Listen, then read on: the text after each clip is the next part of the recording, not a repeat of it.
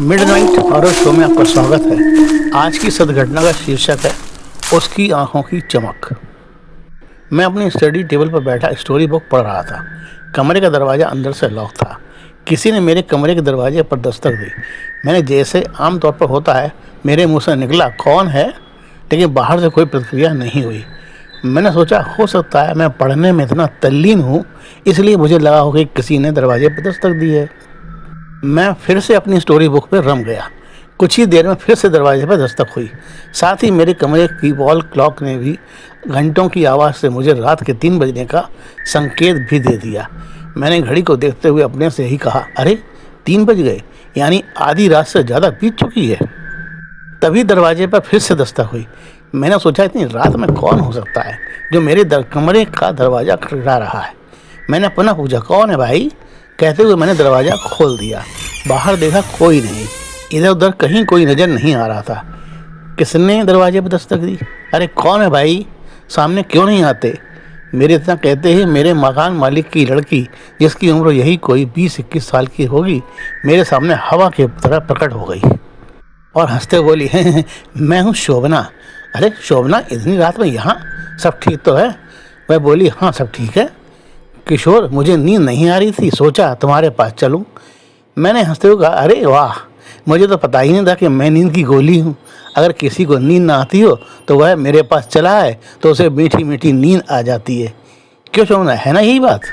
कोई नहीं, आ जाओ, लेकिन अगर तुम्हारी मम्मी पापा को पता चल गया कि तुम इतनी रात में मेरे पास सोने के लिए आई हो तो तुम्हारा क्या होगा यह तो पता नहीं, लेकिन मेरी इस घर से विदाई जरूर हो जाएगी। ये सच है ना? शोभना बोली, नहीं, कोई कुछ नहीं कहेगा। मैं अपनी मम्मी को अच्छे से जानती हूँ, वो कुछ नहीं कहेंगी। मैंने कहा, अच्छी बात है, ठीक है, आ जाओ। भीतर आओगी या यहीं दरवाजे पर चारपाई डाल दूँ मोहतरमा जी के लिए? मेरे इतना कहते ही शोभना कमरे के भीतर आ गई और कमरे में पड़े बेड पर लेट गई। लेटते ही वह जोर जोर से खर्राटे लेने लगी। मैंने सोचा अजीब लड़की है, कह रही थी कि नींद नहीं आ रही और यहाँ आते ही खर्राटे भरने लगी।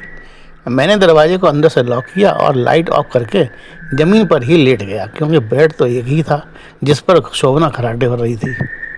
रात अधिक होने के कारण मुझे भी लेटते ही नींद ने घेर लिया। कुछ ही देर में मेरी नींद तब टूटी जब शोभना का हाथ मेरे सीने पर था। मैंने चौंक कर आँखें खोलते हुए देखा, शोभना मेरी बगल में लेटी हुई थी। मैंने आहिस्ता से शोभना का हाथ अपने सीने से हटाया और उठकर कमरे का दरवाज़ा खोलकर बाहर निकल गया। बाहर छत पर जाकर मैं आकाश में खिले चांद और सितारों को निहारने लगा। कितनी शांति थी चारों ओर। एक अजीब सी ठंडक महसूस हो रही थी आकाश की सितारों जड़ी चादर के नीचे। मैं खड़ा चांद को निहारे जा रहा था। बादलों के छोटे छोटे टुकड़े कभी चांद को ढक लेते तो चांद की रोशनी मध्यम हो जाती थी। अब मेरी आंखों से नींद जैसे कोसों दूर जा चुकी थी। मुझे आकाश में ऐसा महसूस हो रहा था जैसे कोई स्वप्न सुंदरी चांद के सिंहासन में बैठी मुस्कुरा रही हो और मुझसे कह रही हो, आओ आओ ना मेरी बाहों में, आ जाओ। मेरे मन में इस प्रकार के ख्याल शायद उस स्टोरी बुक में पढ़ी हुई स्टोरी की वजह से आ रहे थे। तभी मैंने देखा शोभना कमरे के दरवाजे पर खड़ी मुझे निहार रही थी। मुझे देखते ही वह बोली, यहाँ क्या कर रहे हो? क्या सोना नहीं है? मैंने कहा, नींद नहीं आ रही। पहले तुम्हें नींद नहीं आ रही थी, अब मुझे नींद नहीं आ रही। जाओ तुम सो जाओ। मेरी बात सुनते ही शोभना मेरे पास आ गई। मैंने चांद की रोशनी में स्पष्ट देखा कि शोभना की आंखों में कुछ अजीब सी चमक थी। ऐसा लग रहा था जैसे शोभना की आंखें कोई साधारण आंखें न होकर कोई रेडियम लाइट की टॉर्च हो, जिसमें से हल्की बैगनी रोशनी निकल रही थी। शोभना ने अपने दोनों हाथ मेरे गले में डालते हुए कहा, मुझसे दूर क्यों जाते हो किशोर? मैं तुम्हें अच्छी नहीं लगती क्या? मैंने कहा, यह क्या बदतमीजी है शोभना, अगर इस समय तुम्हारी मम्मी आ गई तो वो क्या सोचेंगी? कोई कुछ नहीं सोचेगा, बस तुम आ जाओ। आओ चलो साथ सोते हैं, मुझे अकेले नींद नहीं आती। शोभना की बात का मैं कोई उत्तर नहीं दे सका। मुझे ऐसा लगा जैसे कोई शक्ति मुझे अंदर ही अंदर खींचे लिए जा रही है। मैंने शोभना के हाथों को अपने गले से निकालने की भरसक कोशिश की, लेकिन उसकी पकड़ इतनी मजबूत थी कि मैं उसके हाथों को अपनी गर्दन से छुड़ा नहीं सका। हार कर मैंने कहा, अच्छा ठीक है, चलो चलता हूँ तुम्हारे साथ, पर पहले छोड़ो तो मुझे। मेरी सहमत पाकर शोभना ने अपने हाथ मेरी गर्दन से हटा लिए। मैं मन ही मन कह रहा था, हे बजरंगबली, क्यों मेरा शील भंग करने में लगे हो? मुझे इस बला से बचाओ। लेकिन बजरंगबली थे कि मेरी पुकार सुनने को जैसे राजी ही नहीं थे। शोभना मुझे घसीटते हुए कमरे में ले जाने लगी। तभी मैंने महसूस किया कि ये पकड़ और ये ताकत किसी आम लड़की की नहीं है। हो ना हो, इस समय शोभना के रूप में कोई और है जो मुझे अपनी गिरफ्त में लेना चाहती है। कमरे के दरवाजे के भीतर होते ही मैंने लाइट ऑन कर दी। देखा शोभना की आंखें एकदम स्याह नीले रंग में तब्दील थीं। मैंने पूछा, कौन हो तुम? तुम शोभना नहीं हो, बोलो कौन हो तुम? मेरी बात सुनकर शोभना जोर से हंसी और बोली, मैं शोभना हूँ। तुम्हें क्या हो गया है? मुझे नहीं पहचानते? मैं शोभना। मैंने कहा, नहीं, तुम शोभना नहीं हो, जल्दी से बता दो तुम कौन हो और शोभना के जिस्म पर क्या कर रही हो। इतना सुनते ही शोभना का चेहरा एकदम काला हो गया, जिसे देखकर मुझे भय लगने लगा। मैं मन ही मन सोच रहा था कि क्या करूं, क्या अंकल आंटी को बुलाऊं? कहीं अंकल आंटी शोभना को मेरे पास देखकर मुझ पर ही शक न करने लगे। क्या करूं? मेरे मन में ज़बरदस्त उठापटक मची हुई थी।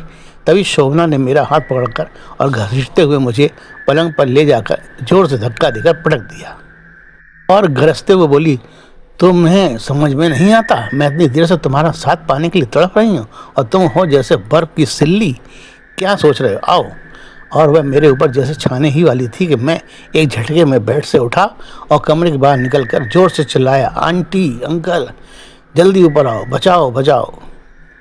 मेरी चीख सुनकर अंकल आंटी दौड़ते ऊपर मेरे पास आ गए।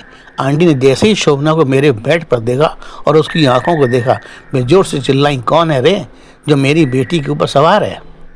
आंटी की बात सुनकर शोभना जोर से हंसी और बोली, अरे ओ बुढ़िया, हट जा यहाँ से वरना तुझे मार डालूंगी। शोभना की बात सुनकर आंटी जैसे दहाड़ी, अच्छा तू मुझे मार डालेगी? अभी तेरी खबर लेती हूँ।